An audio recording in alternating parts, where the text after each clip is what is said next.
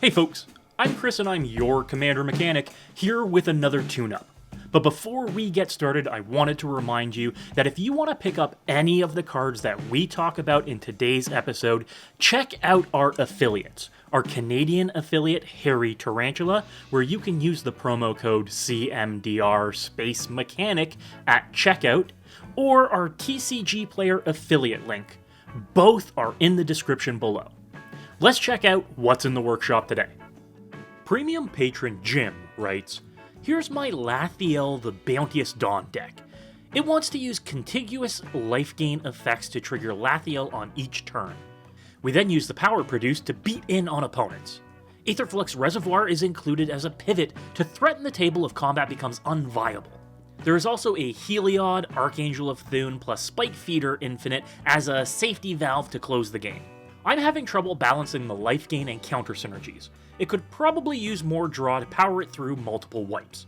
First of all, Jim, thanks for choosing to support the channel. Lathiel is a fantastic green and white unicorn that cares all about life gain and +1/+1 counters. In addition to being a 2/2 with lifelink, Lathiel triggers at the end of each turn in which you gained life. You mentioned you'd build around getting that effect each turn, so we will keep that in mind during our review. The tricky thing of note is that Lathiel can only pump other creatures with the counters. While they can be distributed amongst any number of creatures you control, it's only other creatures. No massive Lathiels without outside assistance. This means you'll also always want Lathiel and another creature in play to put counters on. Let's keep that in mind too, ensuring we have some emergency targets.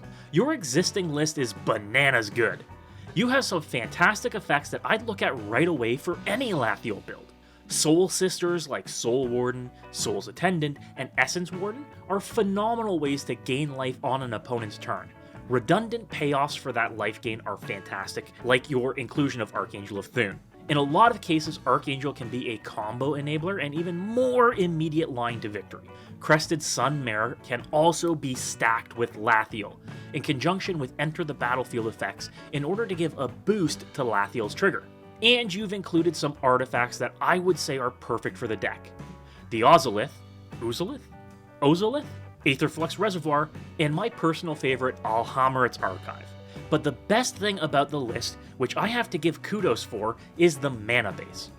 While we may tweak the amount of lands, you have no enters tapped lands in the list, and the majority of your non-basics produce both colors. Fantastic effort. With that being said, I think there's still room for improvement. With 36 creatures, we're clogging up the board a lot, so I want to look into options that allow us to get around that. Creatures without natural evasion and one-time effects like Pollen Bright Druid or even Eternal Witness can be replaced with some more impactful ongoing effects. I see you've purposely chosen to avoid Soul Ring. Depending on your reasoning, we may want to revisit that, as powering out a turn 2 Lathiel, even in just 1% of the cases, is still very strong. You have quite a bit in the list that relies on a volume of creatures. Congregate and Shamanic Revelations are both only good if you have a lot of creatures out. But what if you don't? What if you've chosen to go tall instead of wide with those Lathiel counters?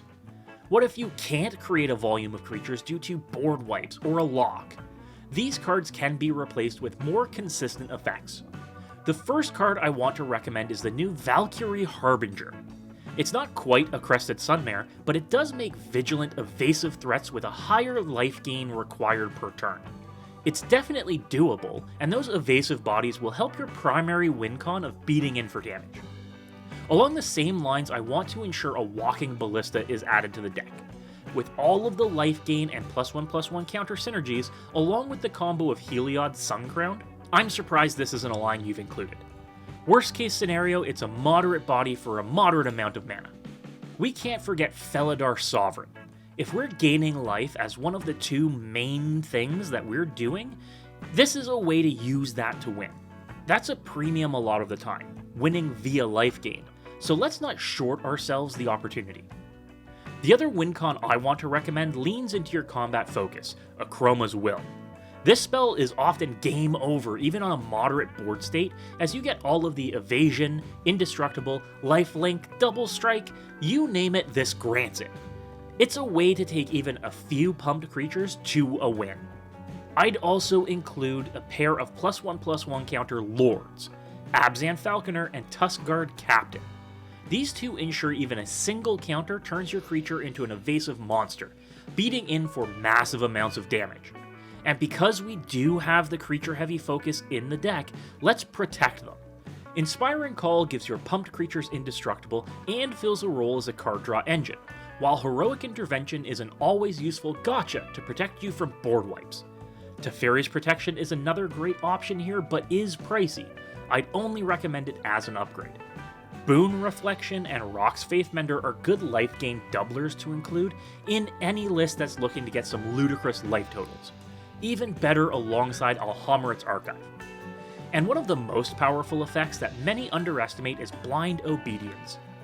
Your opponent's artifacts and creatures coming into play tapped is only icing on the cake. The real benefit is Extort. Being able to pay a white mana to gain 3 life with every spell you cast and drain each opponent 1, it is going to be a huge tempo swing in your favor. For upgrades, we can look at Hardened Scales, Doubling Season, and Branching Evolution as a way to capitalize on one of the two things we are doing. We could also look at Sylvan Library to improve our card draw and put some of our bonus life to use. But I would recommend Enlightened Tutor and Idyllic Tutor as consistency adds. These two mean we can get bigger and better effects like Felidar Retreat or Cathar's Crusade in order to really go off the rails.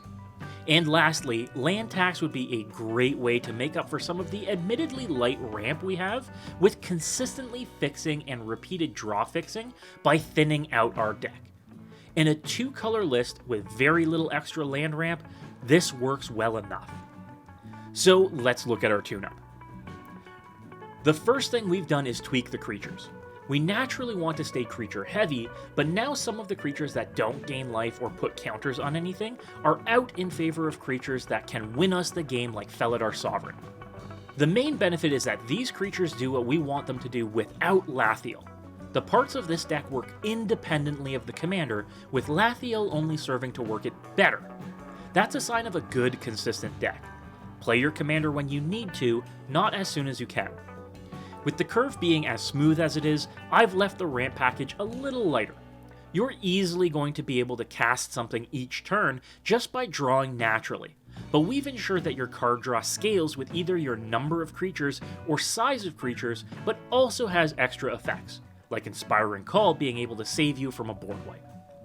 Overall, the deck looks scary. I've faced down this murder unicorn a few times, and the only thing that has saved me is the poison counters or commander damage strategies that can provide alternate win cons. Be sure to let us know in the comments how you've changed your deck, Jim. And thanks for choosing to support the channel.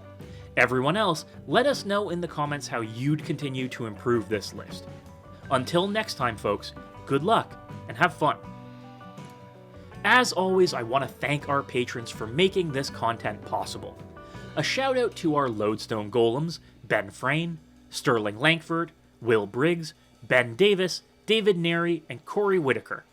And a special shout out to our Metalwork Colossi, Austin Charlotte, Charles Olson, Matthew Chandler, Ben Shackelford, Pulsating Kiwi, Jim, and Raphael Lum. Thank you all so much. We couldn't do this without you.